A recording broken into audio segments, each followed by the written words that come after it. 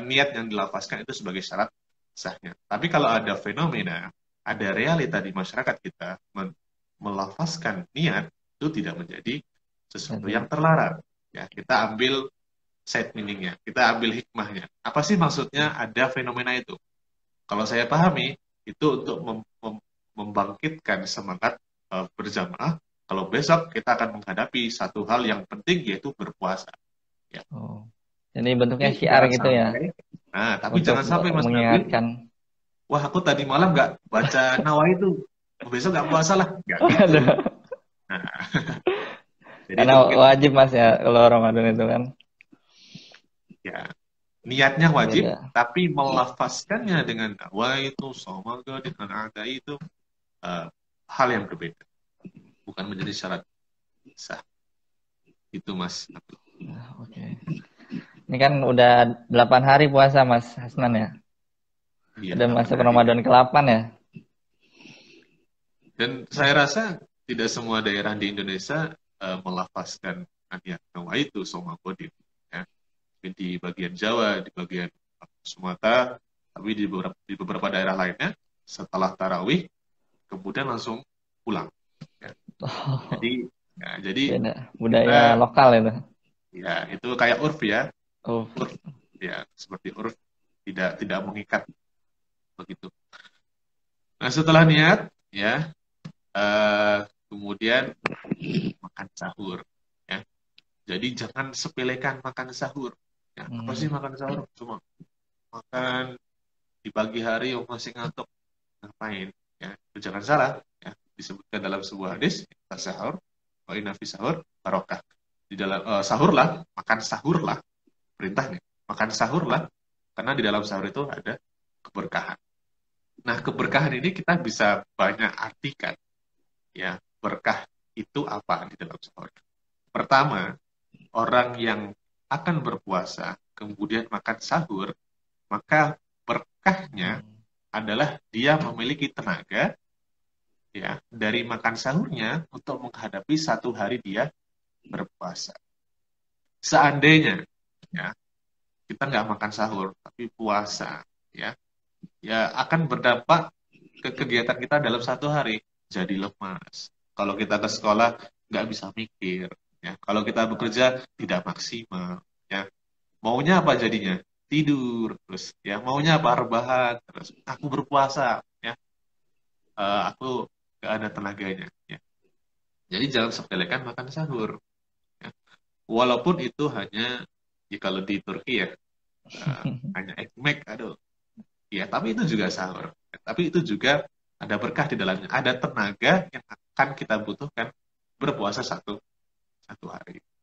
Nah, lalu kapan sahur yang terbaik ya?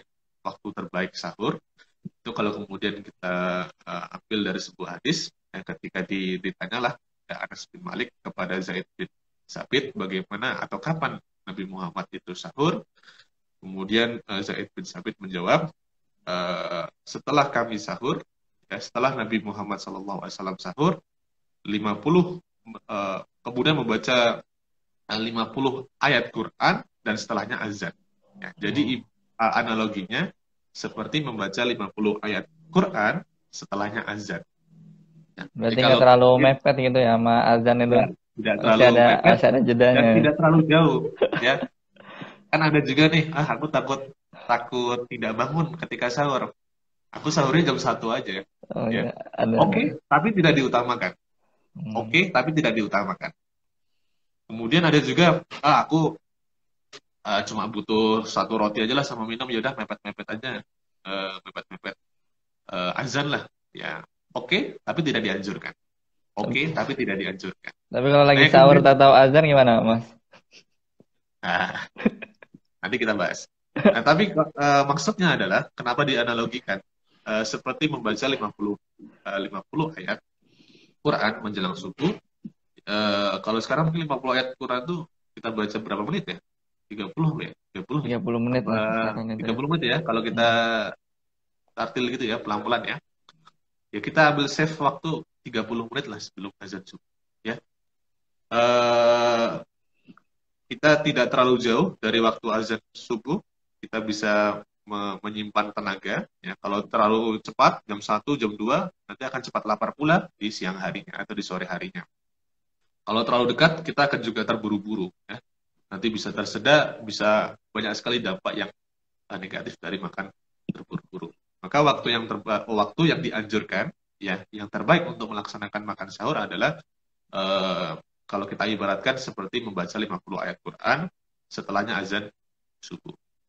Nah, yang perlu diperhatikan juga waktu imsak, ya, Mas Nabil, mungkin ini ya, kalau kita di Indonesia waktu imsak itu seperti waktu yang sakral, ya. Imsak, imsak, wah, ini masih ada piring, masih ada makanan di dalam piring. Iya. Masih Orang ada berapa asumsinya, menit nih? Masih 5 menit. nah, asumsinya berhenti nih. Padahal waktu imsak itu di Indonesia adalah lampu kuning. Oh. Berbeda kalau di Turki, imsak itu azan, maksudnya adalah azan subuh. Tapi imsak di Indonesia itu adalah lampu kuning untuk berhenti makan. Ada jeda untuk bernafas, ada jeda untuk mungkin gosok gigi, ya. Nah, maka imsak biasanya 10 menit sebelum waktu azan subuh. Tapi kalau misalkan telat bangun, sudah menyiapkan makanan, kemudian kita makan, terdengar imsak, ya makan saja. Habiskan saja porsi yang ada di tangan jamaah sekalian. Ya, itu kalau di Indonesia. Tapi kalau di Turki yang namanya imsak itu adalah azan subuh. Saya pernah nyoba itu antara waktu imsak yang ada di jadwal, ya, kemudian dengan azan yang dikumandangkan di asrama saya itu pas sekali. Ya, bahkan saya saking mau ngetes 1 menit sebelum imsak saya mau coba minum, ternyata udah berganti langsung azan, wah, saya langsung keluarkan airnya. Ya. Karena betul-betul on time. Kalau di Turki imsak adalah azan subuh, kalau di Indonesia imsak adalah lampu kuning untuk berhenti, cari nafas, ada perbedaannya gitu. gigi, ya. Ini ada yang nanya, Mas, kalau imsak dan subuhnya jauh jaraknya hampir 2 jam gimana? Bisa nggak sholat saja atau menunda imsak? Gimana itu pertanyaannya? Itu jika jarak antara imsak dan subuhnya jauh hampir 2 jam, bisa sholat saja atau menunda imsak, gimana itu? Imsak 2 jam itu di waktu mana ya? Itu Makedonia nih. Ada okay. Kalau imsak itu dipahami di negara pendengar sebagai waktu jeda, ya, bukan waktu subuh, maka bisa isi dengan hal-hal yang bermanfaat. Tidak harus ibadah, tidak harus sholat sunnah, ya. Tapi membaca buku pun itu bisa jadi satu alternatif mengisi jeda waktu imsak. Kalau imsak dipahami sebagai ini ya, lampu kuning ya. Tapi kalau imsak di Turki itu azan subuh ya berhenti. Tapi kalau jeda antara imsak di negara tertentu dengan waktu subuhnya cukup lama, maka bisa isi dengan berbagai hal yang bermanfaat. Baca buku, bisa mendengarkan kajian di Instagram, ya, ataupun hal-hal baik lainnya. Tapi kalau kemudian memilih untuk mengakhirkan imsak mendekati waktu subuh itu tidak menjadi soal, ya, karena tadi kalau saya tekankan imsak adalah waktu jeda. Tapi kalau bisa waktu imsak bisa beda jauh 2 jam ya.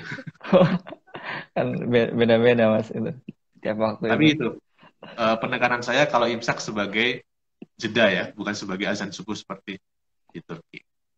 Oke. Jadi buat sahur begitu, Mas ya. Ya. Tadi niat, kemudian makan sahur. Nah, penyakit mungkin saya juga ya. Setelah sahur, setelah sholat subuh, itu adalah waktu yang sangat enak ya untuk melanjutkan tidur. Nah, betul. Ya, kaum berbahan ya, kaum berbahan dengan landasan ya naum soim ibadah. Ibadahnya tidurnya orang yang berpuasa adalah ibadah. Wa subtuhu tasbihu wa amaluhu mudha'afa wa du'ahu mustajab wa dunbahu maghfurah. Jadi itu bentuknya hadis atau apa itu? Nah, itu hadis riwayat Imam Baihaqi. Ya. Tapi sebentar ada penjelasannya. Ini hadis riwayat Imam Baihaqi. Tidurnya orang yang berpuasa